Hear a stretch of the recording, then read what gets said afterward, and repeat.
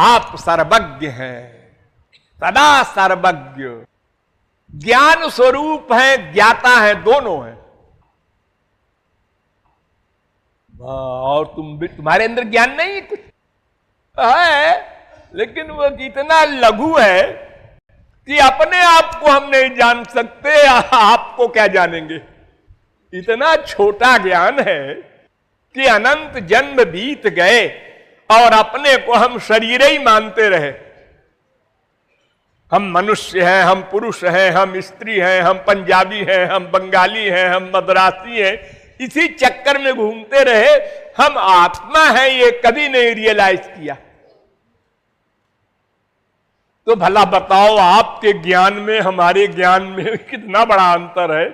ये गड़बड़ कैसे हो गई कि आपका अंश हो करके आपका ज्ञान सर्वज्ञता वाला हमको नहीं मिला। देखो आजकल तो हमारी बुद्धि की जो धार है वो बहुत कुंद है। एक बात को 50 बार कहो फिर भूल जाता है। कैचिंग पावर इतनी वीक है, इतनी कमजोर है। 10 दिन पहले की बात, 10 घंटे पहले की बात हम लोग भूल जाते हैं। और इसी कलयुग में ऐसे ऐसे लोग भी हुए हैं। हमारे आचार्य सुश्रुत नाम के एक महर्षि थे, एक बार सुना और याद हो गया। एक बार, दोबारा नहीं बोलना पड़ेगा। हमने एक एक सिद्धांत को हजार हजार बार आप लोगों को सुनाया है, लेकिन संसार में जाते ही आप भूल जाते, याद नहीं रहता। और तत्व विस्मरणात् बेकीवत, ज्ञान गया कि वो तो पशु के समान हो गया। और अगर कोई बड़ा प्रतिभाशाली भी हो तो इतने सब्जेक्ट हैं हमारे संसार में कि हर सब्जेक्ट की पूर्ण नॉलेज किसी व्यक्ति को परिश्रम करके न हुई थी न होगी। अरे एक सब्जेक्ट की भी नहीं होती, सब सब्जेक्ट में कैसे होगी। एक बड़ा भारी एडवोकेट है, उस देश का सबसे बड़ा एडवोकेट, वो भी किताब पढ़ता है। किताब पढ़ता है कानून की, बहस करने जाता है जब।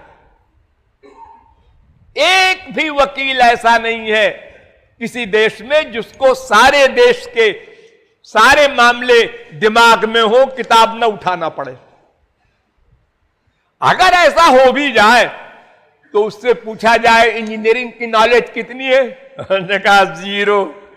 डॉक्टरी की 0।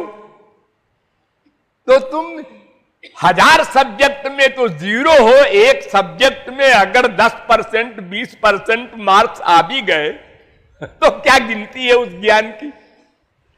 छोटी सी उम्र है और मेमोरी बड़ी कमजोर है। तो महाराज हम बहुत परिश्रम भी करें दिन रात तो भी आपका वेद कहता है ना वेद बिन मनते तम बृहंतम आचार्यवान पुरुषो ही वेद। तुम करोड़ कल्प की उम्र प्राप्त करके भी वेद को पढ़ो, भाष्य पढ़ो, अर्थ समझने की चेष्टा करो, नहीं समझ सकते। लो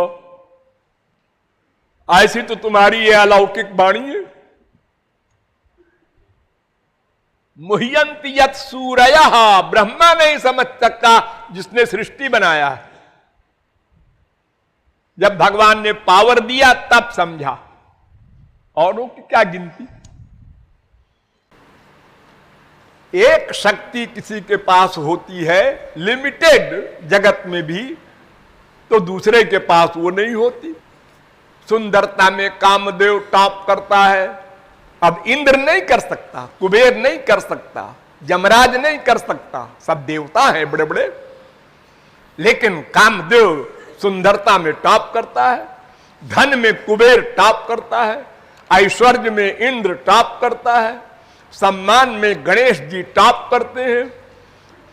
उसी प्रकार संसार में भी आप लोग देखते हैं कोई सुंदर है तो पैसा नहीं है, कोई कूड़ा कबाड़ा है, बड़ा पैसा है उसके पास, कोई रोगी है, कोई स्वस्थ है, किसी में योग्यता बहुत है तो और चीजें नहीं है।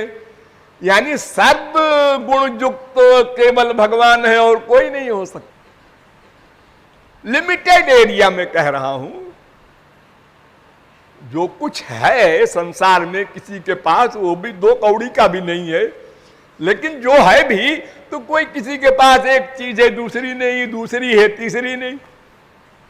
और आप तो सर्वशक्तिमान है और हमको आपने इतनी छोटी शक्ति दी है, हाँ, कि आपको अनंत कोटि ब्रह्मांड के प्रत्येक ब्रह्मांड के प्रत्येक लोक के प्रत्येक देश के प्रत्येक प्रांत के प्रत्येक ग्राम के प्रत्येक पोखरे के बीच में रहने वाले करोड़ों जीवों में से प्रत्येक जीव के अनंत जन्मों में से प्रत्येक जन्म के प्रत्येक क्षण के प्रत्येक संकल्प को सदा याद रखते हैं और हमको 2 दिन की बात भूल जाती है। काम के, क्रोध के, लोभ के, मोह के, ईर्ष्या के, द्वेष के, पाखंड के, सब के गुलाम। जो माया के अंडर में है वो तब तक परतंत्र ही रहेगा जब तक भगवत प्राप्ति न होगी। आप लोग रुआब में तो कह देते हैं मैं किसी के आगे सर नहीं झुकाता हूं, हाँ, मैं किसी के आगे हाथ नहीं फैलाया, भगवान न करे कभी ऐसा टाइम आवे। क्या दगदग करता है? अरे पैदा होते ही तू रोया था, पैदा होते ही तूने रोना शुरू कर दिया था।